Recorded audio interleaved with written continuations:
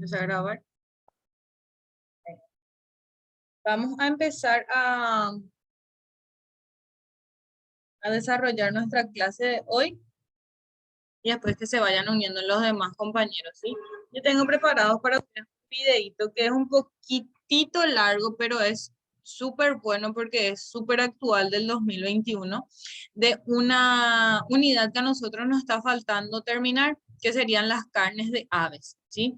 En esta unidad vamos a poder desarrollar y saber qué es la definición, la calidad, la maduración, el valor biológico, las características, la piel, consistencia, olor, contenido graso, ¿sí? Esto ya se desarrolló en una exposición, pero como yo les dije, siempre vamos a estar reforzando los contenidos de lo que vamos desarrollando, ¿sí? Entonces, este es un videito, como les dije, un poquitito larguito, pero quiero que presten atención porque de este videito después vamos a hacer unos trabajitos también ya a lo largo de lo que nos quedan nuestras dos clases, ¿sí? Entonces les voy a proyectar y por favor si me dicen si van escuchando y si van viendo, ¿sí? Un ratito.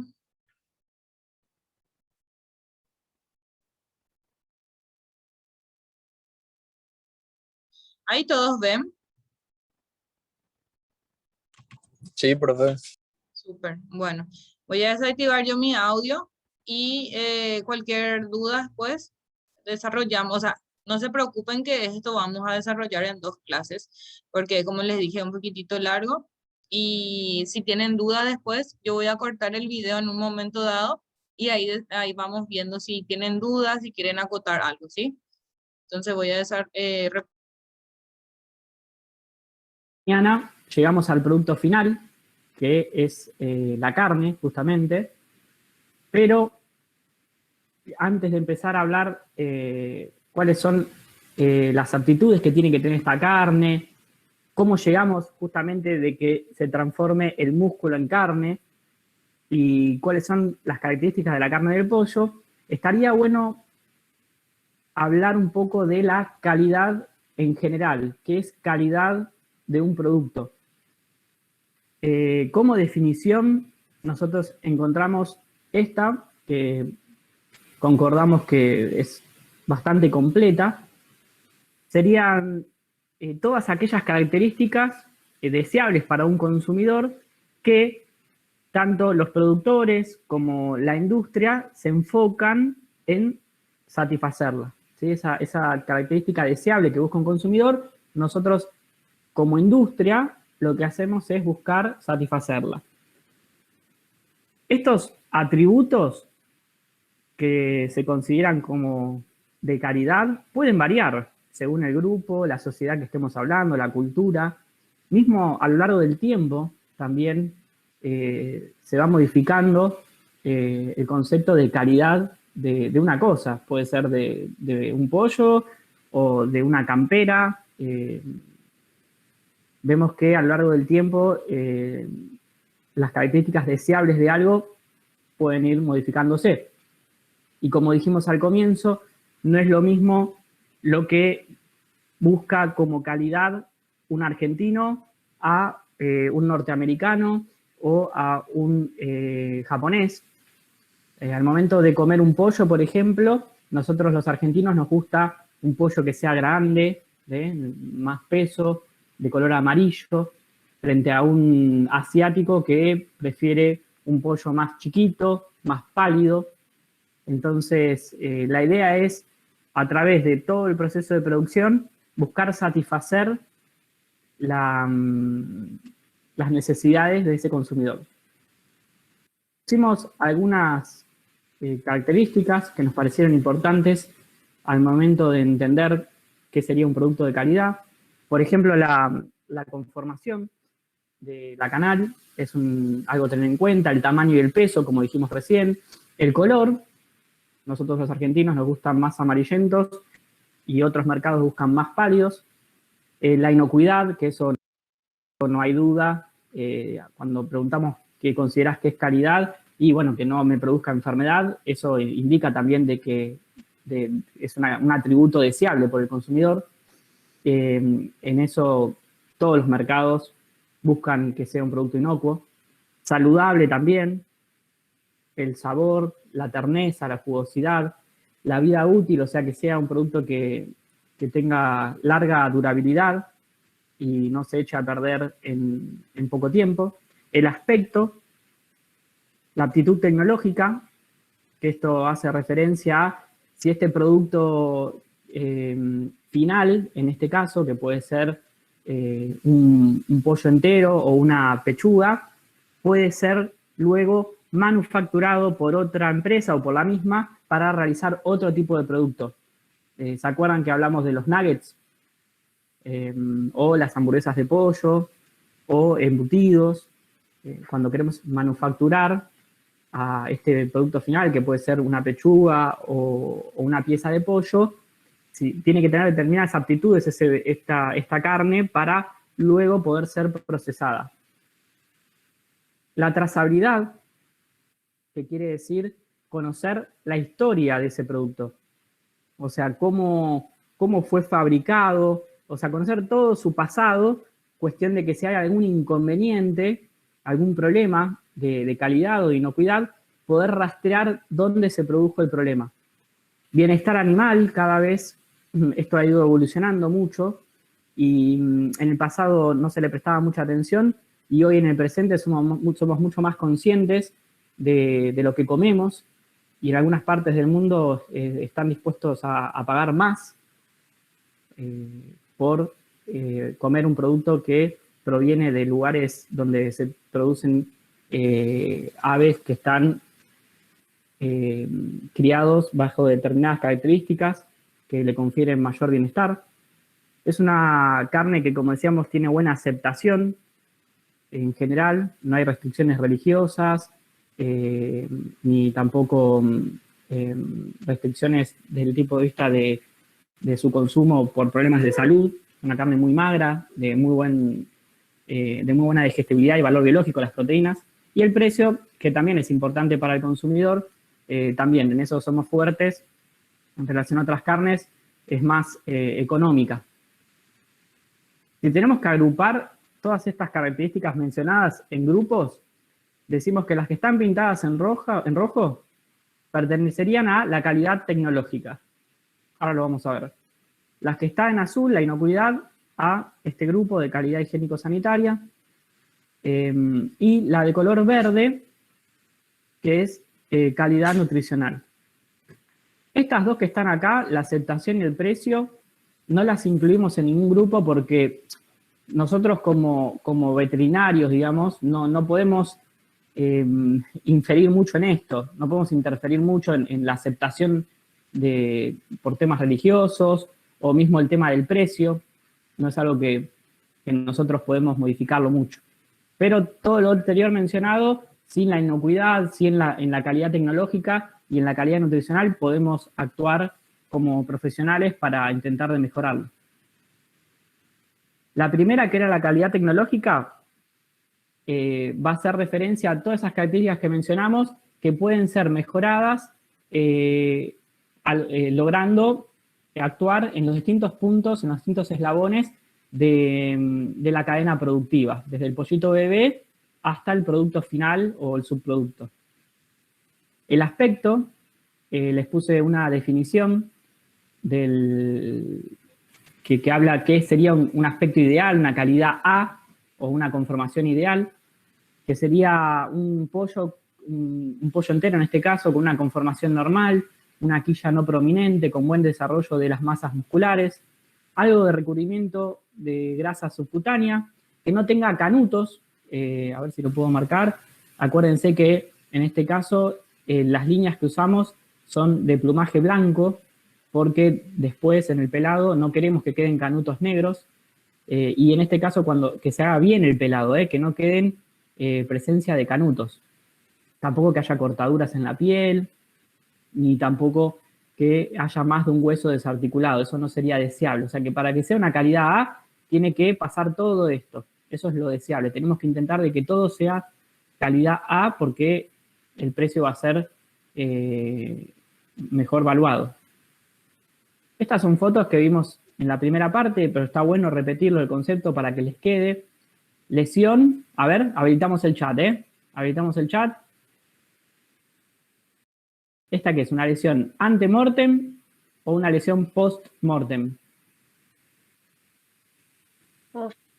Post-mortem, bien. Esta, una lesión, es ante-mortem. ¿Y qué tan ante-mortem? ¿En qué lugar de la cadena localizarían esta lesión? ¿Dónde se produjo? No sé si se ve bien la foto. Tiene un tinte medio verdoso, ¿eh? ¿Puede ser en la granja? Bien, o sea que acá, si empezamos a ver que hay mucho de esto, ¿a quién vamos a reclamar? Al supervisor de granja de parrilleros. Vamos a hacer una reunión y vamos a charlar de por qué están apareciendo tantas lesiones en la granja. ¿Hay algún problema de manejo? Después, otra lesión más. Esta es de un color rojo intenso. ¿Dónde se pudo haber producido? Habilitamos el chat. Ahí dice Nicolás en el transporte, Floppy Spain también. Muy bien, esta se produjo en el transporte. Hay alguien que dice planta de faena. Bueno, está discutible, o sea, es una foto. Cuesta también, a veces, según la calidad de la imagen, ver si es un rojo intenso, un rojo más pálido. Pero si fuera un rojo intenso, un rojo bien fuerte, decimos que fue en el transporte. Así que ahí vamos a tener que armar una reunión con ¿quién? El que esté encargado de esa parte, con estos personal que fue tercerizado y realizó el acopiamiento de los animales en los canastos, con el camionero, ¿sí? También vamos a tener que estar charlando con la gente que está en la sala de espera. O sea, el problema se produjo en el transporte, desde que se cargaron en el camión hasta que llegaron a la planta de faena y estuvieron esperando. Después, más lesiones, en este caso de patas, de garras, distintos grados de pododermatitis. Acuérdense que es por un mal manejo de la cama. Muchas veces, decíamos en el caso de parrilleros, usamos la cama para varios ciclos de crianza. Lo ideal es no hacer más de 5 crianzas al año con la misma cama, porque la cama empieza a estar caliente, muy húmeda, y los animales, acuérdense que a medida que van creciendo, van teniendo mayor peso, y no solo puede haber lesiones en las garras, sino también, como vamos a ver más adelante, vesículas en pechuga, Son animales pesados que están mucho tiempo echados en la cama, pueden lesionarse la pechuga. Y esta es una foto que la vimos en la primera parte de una canal que está cianótica. Entró viva esta ave a la escaldadora. No se desangró. Más fotos de lesiones. Las que están acá arriba. Acá también, habilitamos el chat. ¿Qué creen que puede ser? A simple vista, da un poquito de asquito. Son unas lesiones con un contenido verdoso. Da la apariencia, ¿no? Como algo infeccioso. ¿Qué opinan? Habilitamos el chat.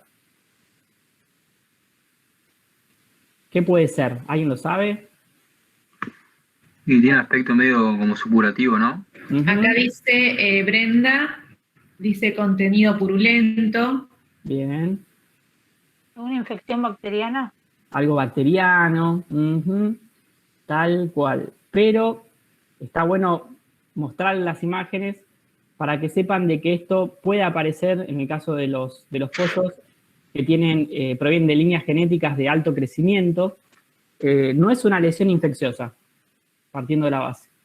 Es una enfermedad que se llama enfermedad del músculo blanco y es una necrosis isquémica que se produce por falta de... Perdón, verde. ¿Cómo? Perdón, verde. Enfermedad del músculo verde. Ah, bueno, sí, enfermedad del músculo verde o blanco. Bueno, yo lo había escuchado como blanco, pero a lo que voy es una necrosis isquémica.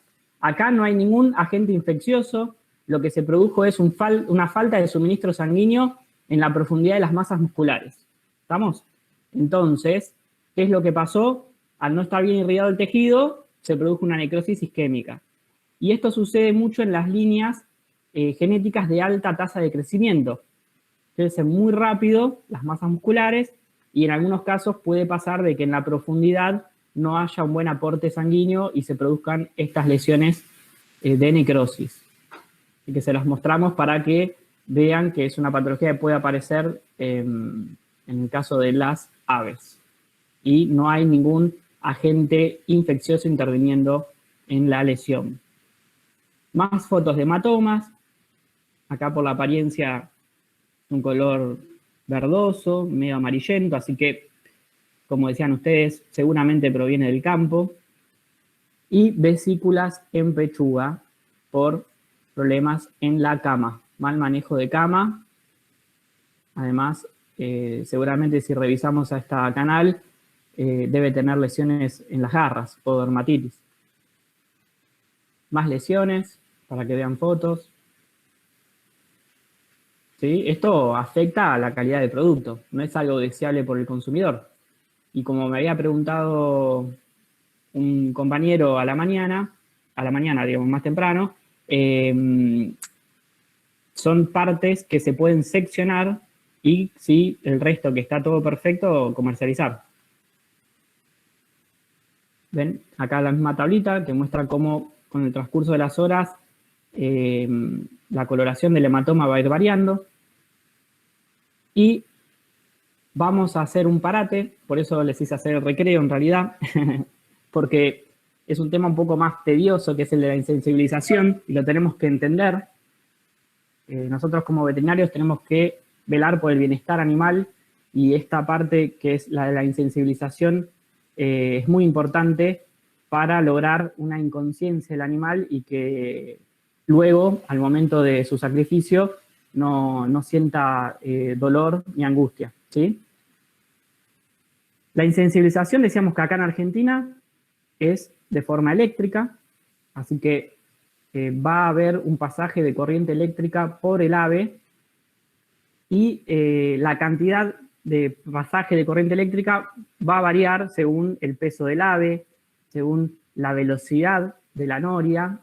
La noria es todo ese sistema de rieles que van por arriba, en altura, y permiten trasladar a las aves que están colgadas a lo largo del frigorífico.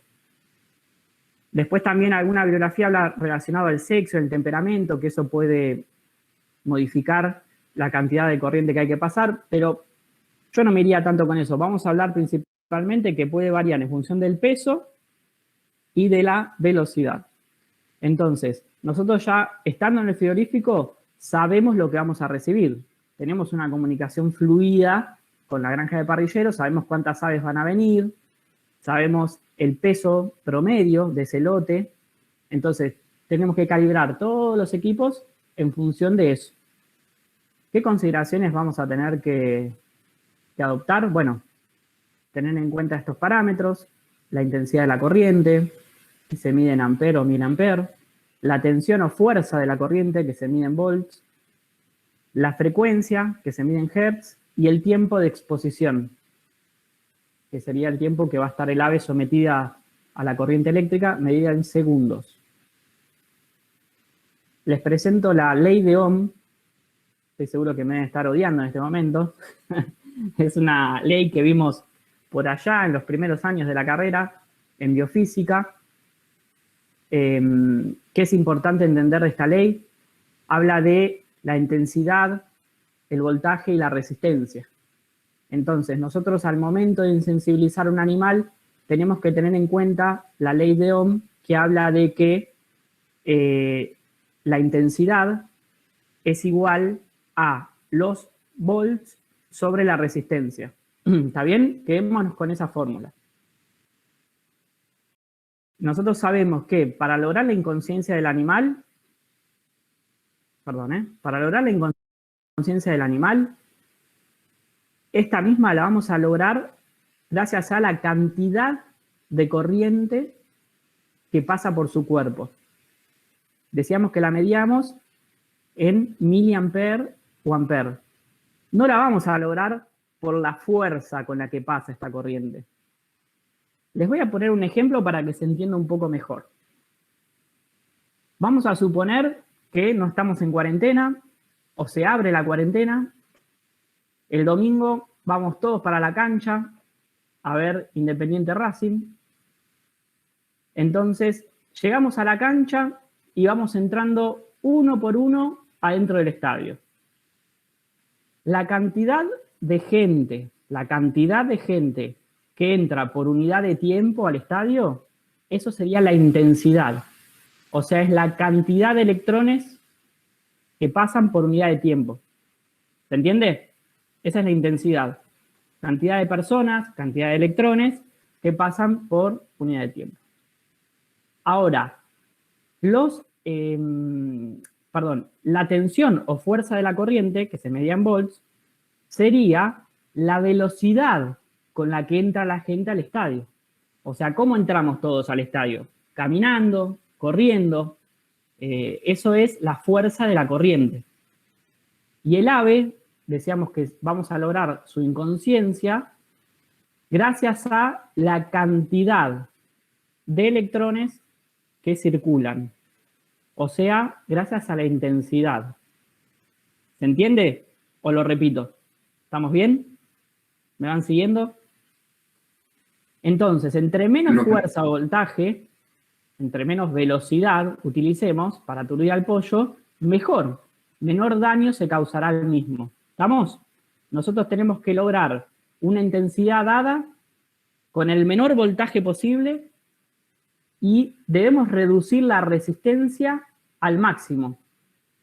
Si vemos esta formulita, que es intensidad es igual a volts sobre resistencia, nosotros para que este número dé alto, ¿qué podemos hacer? O aumentamos acá, ¿no? Los volts, cuestión de que la relación sea mayor de volts que de resistencia. Decíamos que no queremos eso, porque eso puede producir lesiones. O la otra es a este numerito de acá, bajarlo lo más que se... O sea, ¿se entiende? Bajarlo lo más que se pueda. Nosotros tenemos que bajar la resistencia lo máximo que se pueda para de esa manera no tener que aumentar los volts. Y eso, bajar la resistencia, habla de intentar de evitar la interposición de ciertos elementos sobre el pasaje de la corriente eléctrica. Ahora lo vamos a entender un poquito mejor. Lo vamos a ver en algo más práctico. Entonces, a modo de resumen, ¿qué parámetros utilizamos para hacer la insensibilización? Parámetro a tener en cuenta: la intensidad, entre 90 y 120 mA, estamos bien. Una tensión medida en volts, entre 50 y 70, estamos bien. Una frecuencia en hertz, entre 100 y 400. Y una exposición en tiempos en segundo, 8 a 12 aproximado, estamos bien. Entonces, punto importante, nosotros como supervisores, ¿qué tenemos que hacer? Calibrar bien los equipos y bajar al máximo la resistencia. ¿Qué puntos nos van a ejercer resistencia al pasaje de la corriente? Bueno, nosotros tenemos acá la ave que está colgada. ¿Se acuerdan? En la primera parte que los colgábamos en los ganchos. ¿Qué les dije yo al principio? Tiene que estar bien colgado. O sea, las garras bien apoyadas sobre el gancho para evitar alguna complicación en este punto que haga que se aumente la resistencia. Tiene que estar bien apoyadito. Después decíamos que la cabeza tiene que estar bien sumergida en el agua electrificada. ¿Estamos? Entonces, ¿cómo se origina todo esto? A través de un nodo. Vamos a suponer que el nodo está acá, donde está este punto rojo. Este nodo es donde se genera la corriente eléctrica. Va a circular por el agua. Primer punto de resistencia, el agua. ¿Qué hacemos para disminuir la resistencia en el agua? Diluimos sales. Muy bien, diluimos sales. Entonces, salinidad del agua. Es una manera que tenemos de evitar resistencia en la batea con agua. Después, toma contacto la corriente eléctrica con el ave. ¿Qué punto tenemos que tener en cuenta acá? Bueno, decíamos que esté bien colgado. Y otra consideración, ¿se acuerdan en la sala de espera que decíamos que no tiene que ser mayor a 4, o sea, 2 horas como máximo, 2 horas, 4 horas de espera antes de entrar a la planta? Que había unos ventiladores, unos aspersores para intentar de mitigar el estrés térmico en los animales, mejorar el bienestar animal y demás, en ese punto no hay que mojar mucho a las aves. Si las aves entran empapadas, todas con sus plumas mojadas, a la planta de faena, lo que va a suceder es que la corriente eléctrica, en vez de entrar al ave y pasar por el centro y hacer una correcta insensibilización, la corriente eléctrica va a dirigirse por la periferia, porque está todo mojado el ave. Entonces ahí lo que va a suceder es que nos va a pasar de que cuesta insensibilizar al ave porque estamos perdiendo efectividad, estamos aumentando la resistencia de la corriente, estamos perdiendo parte de la corriente que se nos va por los laterales. Entonces, una manera de disminuir la resistencia es que el ave esté seca, que no esté mojada. Entonces, de esa manera, la corriente eléctrica va a circular por el centro. Después, punto acá, también, resistencia. La posición correcta de las patas con el gancho. Otro punto es el contacto del gancho con la guía, que es estos hilos como si fueran metálicos, que lo que hacen es dirigir la corriente eléctrica hacia una jabalina que da conexión a tierra, para cortar el circuito, digamos, se cierra el circuito de esa manera. La corriente se origina en el nodo, circula por el agua salinizada, toma contacto con el ave, pasa por el centro, toma contacto con el gancho con el hilo, jabalina a tierra, terminó el circuito. ¿Se entendió? ¿Quieren parar ahora, hacerme alguna pregunta? Tienen que entenderlo, ¿eh? Es muy importante. Chicos, se dieron cuenta que no es solamente agarrar y matar la gallina, por ejemplo. ¿Están siguiendo el video? Sí, profe. Hola Eli, ¿cómo estás? Bien, bien, profe. Qué suerte. Bueno, hasta a ver un poco acá tengo. ¿Tienen dudas hasta ahí de lo que pudimos ver? Lo que a nosotros más nos interesa fue la primera parte donde íbamos viendo si el animal tiene fractura, tiene moretones, si al cortar la pechuga tiene color verdoso. Esa es la parte donde más nos interesa. Esta parte ya es, obviamente, si vamos a trabajar directamente ya desde la crianza, matanza del animal, ¿verdad? Pero nunca está de más saber hacer y saber cómo hacer, ¿sí? Entonces, ¿hasta acá tienen alguna duda, alguna pregunta? ¿Quedó claro lo que estuvimos viendo?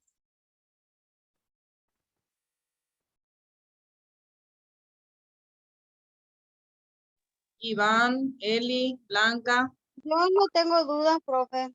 Voy a estar viendo otra vez el material. Yo 7:30 me conecté. Sí. Pero no estoy entendiendo. Okay. Yo lo que iba a decir es que más de una vez, antes cuando era más chica yo, hace poco, las carnes y eso que traía mi papá, él pues estaba en el cuartel, ¿verdad? Algo así. Sí, Y traía las carnes, pero tenía algunos que otros así un color medio liláceo. sí. Y como que tiene las etiquetas y todo eso, ¿verdad? Pero así era un color lilazo y siempre me llamaba la atención eso. Y ahí, por ejemplo, en la primera parte del video, Eli, ahora cuando vos vuelvas a ver, te vas a dar cuenta de cómo, digamos, está machucado, por ejemplo, muestra la foto de la pechuga machucada o rota. Y muchas veces nosotros compramos y, le quitamos nomás esa parte. Y digamos, lo ideal sería que se te cambie a vos esa pechuga o esa gallina entera que vos compraste. Y la carne vacuna sí que peor, ¿sí? Hoy estamos desarrollando la carne ave, pero para que tengan nomás ustedes idea también, la carne vacuna también tiene moretones o también tiene, así como dice Eli, digamos así tipo un tinte o tipo un sello lila. Entonces eso también vos tenés que pedir que se te quite o que te den otro corte. Sí, acá pregunta Blanca. Sí, ¿qué pasa si consumimos con estas características del pollo? Y para ser rápido, no sabemos si ese pollo cumplió con la cadena de refrigeración. Obviamente está machucado, quiere decir que cualquier persona pudo agarrar qué sé yo, un machete, un martillo, lo que fue, se le prendió uno por la cabeza, se murió, y inclusive puede estar contaminado con virus, con bacterias, realmente nos puede hacer daño. Y muchas veces comemos algo y decimos, ¿qué será lo que me hizo mal? Si comí en mi casa, si comí un guisito nomás, no comí nada raro. Y muchas veces esas cosas son las que realmente a nosotros nos enferman sin darnos cuenta. Y la misma cosa con la carne vacuna. Muchas veces hoy día también está muy de moda las carnes de contrabando. Decía en la primera parte que a los argentinos les gusta la pechuga grande y qué sé yo, y yo le pregunté